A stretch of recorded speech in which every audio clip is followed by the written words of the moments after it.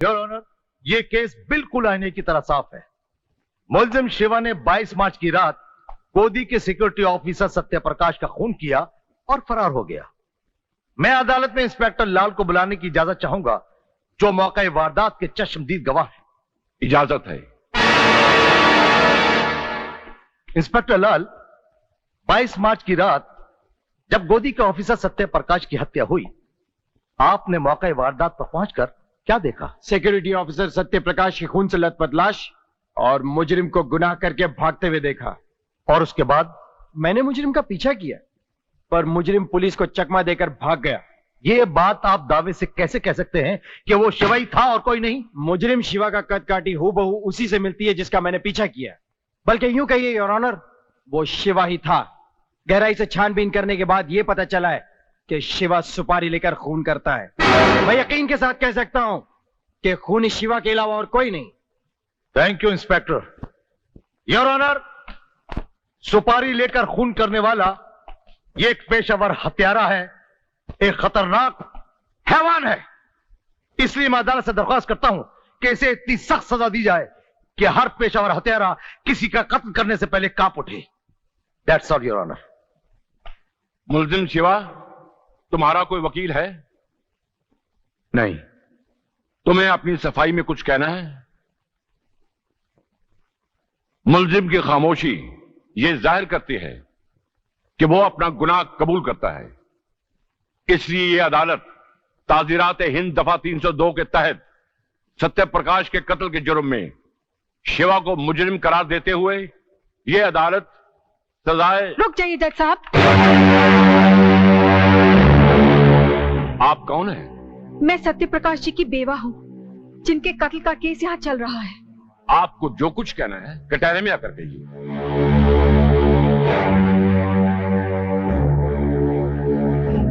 Your honour, 22 मार्च की रात को मेरे पति का कत्ल करने के बाद इत्तेफाक से कातिल हमारे ही घर में घुस आया। अनजाने में मैंने उसे अपने घर में छुपने की जगह दी।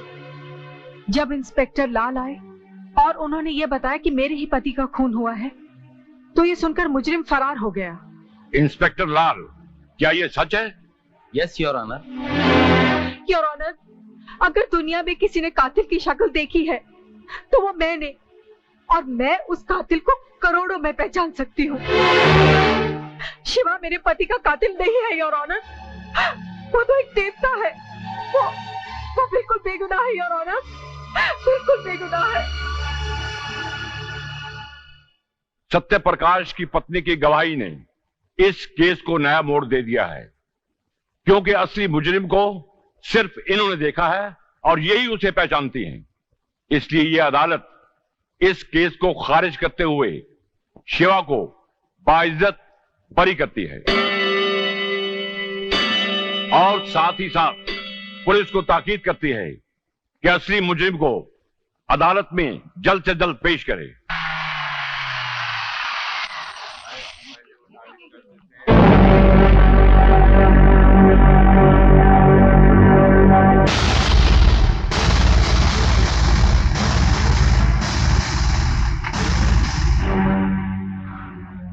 बहुत चाल चल ली तूने हीरा। अगर फिर कोई चाल चली तो मैं तुझे जिंदा रहने के लिए 9 सेकंड की मोहलत भी नहीं दूंगा, और तेरे आगे पीछे कोई रोने वाला भी नहीं रहेगा।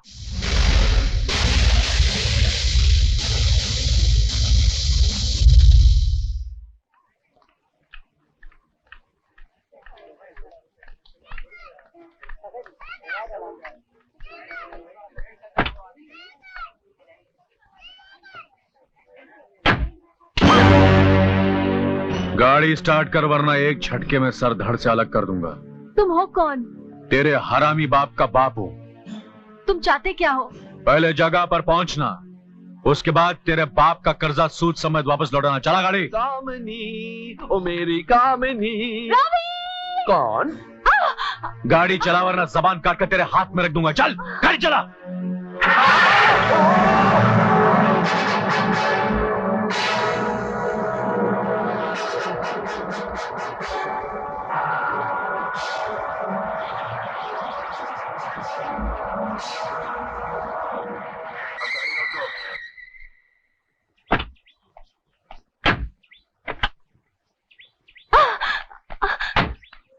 यहां तेरी चीख जंगल के जानवरों तक को सुनाई नहीं देगी। चल।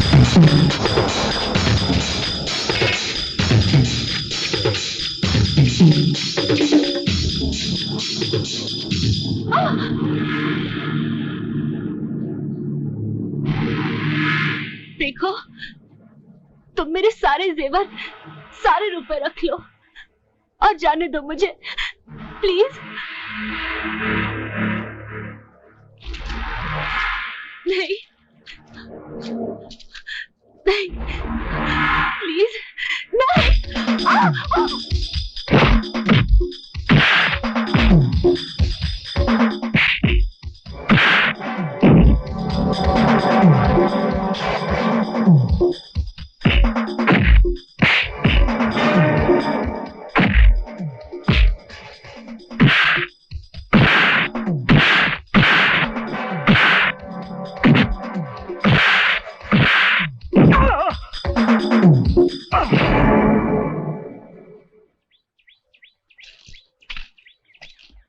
रवि, रवि, आज अगर तुम ना आते तो तुम्हें मेरा मरा हुआ मुंह देखना पड़ता। ऐसा मत कहो कामिनी, ये तो मेरा फर्ज था। मैं कहती हूँ, आज तुमने मुझ पर बड़ा एहसान किया है। आज फर्ज और एहसान की 4 दीवारें तोड़कर मैं तुम्हारे पास आ गई हूँ रवि।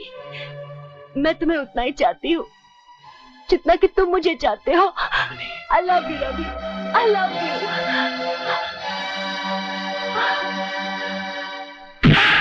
अरे शिवा, मुझे मत मार। अरे मैं बीमार हो जाऊंगा। अरे सुन, मैंने तुझे गलती से इतने जोर से ठोक दिया, मुझे माफ कर दे। साले उस वक्त मेरा झापड़ पड़ जाता ना तो तेरे बाल की खाल मेरे हाथ में आ जाती। अरे मेरी क्या मजाल कि तुझ जैसे महान गुंडे की इजाजत के बगैर मैं तेरी मुझ के बाल से भी खेल सकूं।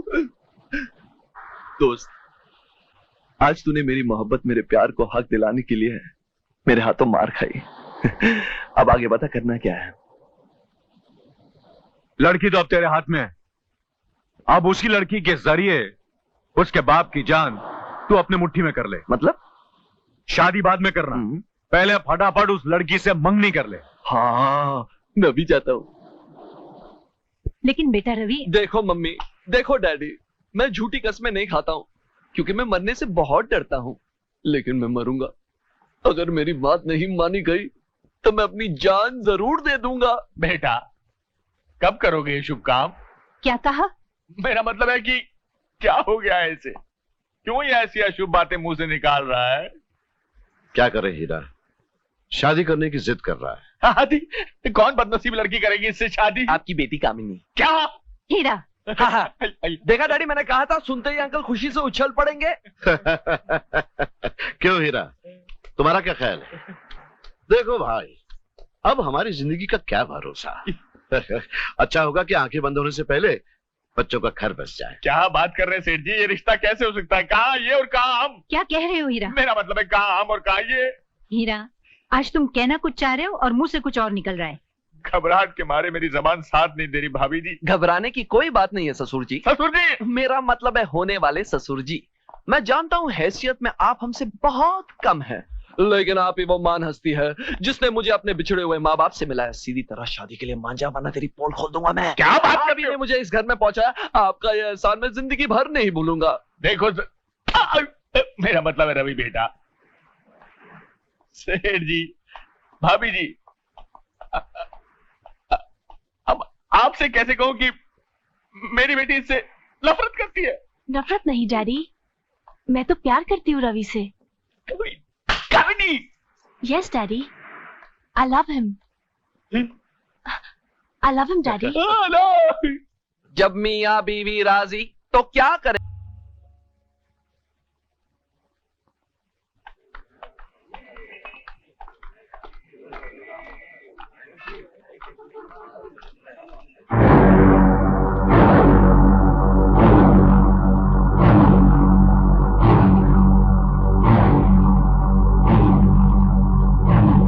अरे चंदन, ये लीजिए, एक ब्रेड दे दीजिए। कहाँ गायब हो गए थे? तुमने तो मिलना जुलना ही बंद कर दिया। मैं किसी उलझने फंसा हुआ था जूही। क्या तुम्हें पता है हमारे साथ क्या हुआ? मेरे भैया अब इस दुनिया में नहीं रहे। मुझे पता है जूही।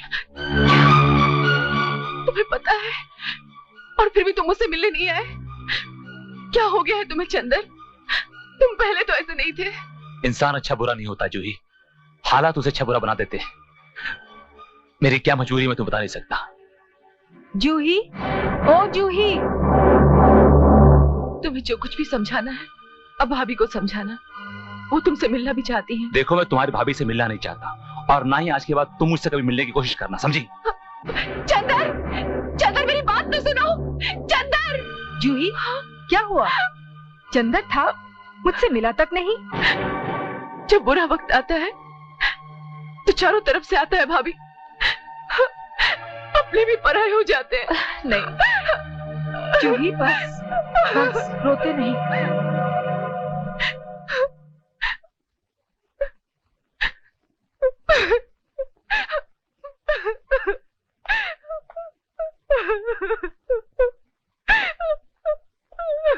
जूही, क्या बात है? तुम रो क्यों रही हो?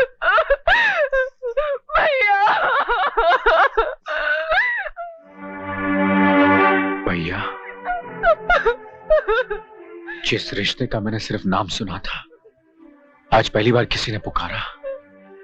अब तेरा कोई दुख तेरा नहीं होगा। बता, क्या बात है? जिस लड़के से इसका रिश्ता पक्का होने वाला था, आज वही इसे रुला गया। आज बाजार में जूही ने उसे बहुत बात करने की कोशिश की, लेकिन वो बेगानों की तरह चला गया। कौन है वो? क्या नाम है उसका? इस धरती पर जहां कहीं भी होगा उसे उठाकर मैं यहां ले आऊंगा। उसका नाम चंदर है। चंदर? कहीं ये वो लड़का तो नहीं जो होटल में काम करता है? अरे, उसका घर पता ठिकाना तो मुझे मालूम है। मैं अभी उसके बाबा से तुम्हारी शादी की बात कर आता हूं। यह तो बड़ी खुशी की बात है बेटा कि जूही और चंदर की शादी हो जाए, लेकिन उसकी जिंदगी का इतना बड़ा फैसला करने का हक मुझे नहीं है, क्योंकि चंदर मेरा अपना बेटा नहीं है। मैं जानता हूं बाबा, मगर उसकी जिंदगी पर आपका हक उसके असली माँ बाप से भी ज्यादा है। वो जो माँ बाप उसे इतने बरसों ना मिले, पता नहीं कब मिले, और शायद ना भी मिले। नहीं बेटा, चंदर के असली माँ बाप उसे जरूर मिलेंगे, और बहुत जल्द मिलेंगे। मेरा दोस्त बादशाह उन्हें अच्छी तरह जानता है।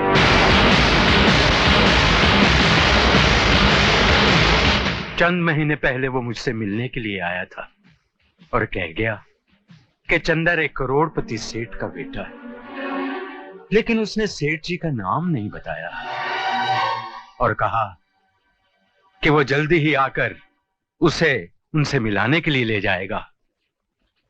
लेकिन पता नहीं क्या हो गया बादशाह को, उसके बाद लौट कर आया ही नहीं। बस तभी से मैं उसकी राह देखता हूं, ताकि मेरे गरीब चंदर को उसका हक मिल जाए।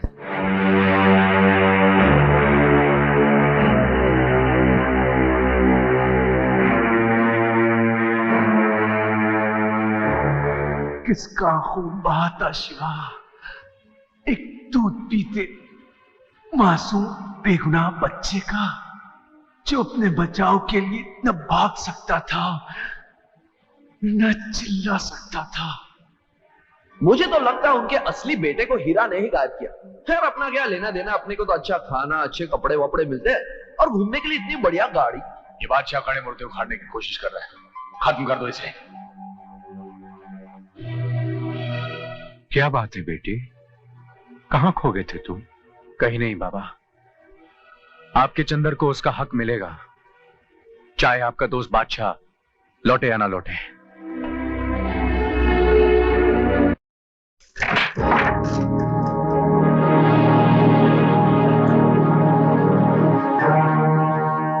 तुम यहाँ कैसे? गड़े हुए मुर्दे उखाड़ कर जिंदा करने, और तुम्हें मुर्दा करने आया हूं। शराब पीकर आयो क्या? बादशाह को तुमने जिस बच्चे को मारने की सुपारी दी थी, वो सेठ धनराज का बेटा है ना? घबरा गए? सेठ धनराज का बेटा मेरे पास है। दिमाग खराब हो गया है तुम्हारा? सेठ धनराज का बेटा उनके पास तक पहुंच गया है। वो नकली बेटा है, असली बेटा उनके पास मैं पहुंचाऊंगा। तुम बकवास कर रहे हो। यह बकवास नहीं, हकीकत है।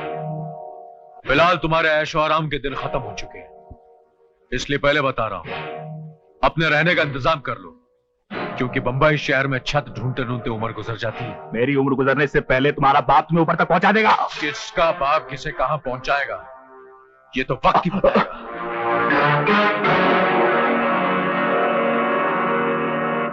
क्यों बेटे, होटल पसंद आया? अरे लाजवाब है पिताजी। खाना भी यहाँ लाजवाब बनता होगा ना? हाँ, बनता है, बनता है। सारी जिंदगी झोपड़पट्टी में गुजारी, कभी सपने में भी नहीं सोचा कि मैं इतना अमीर आदमी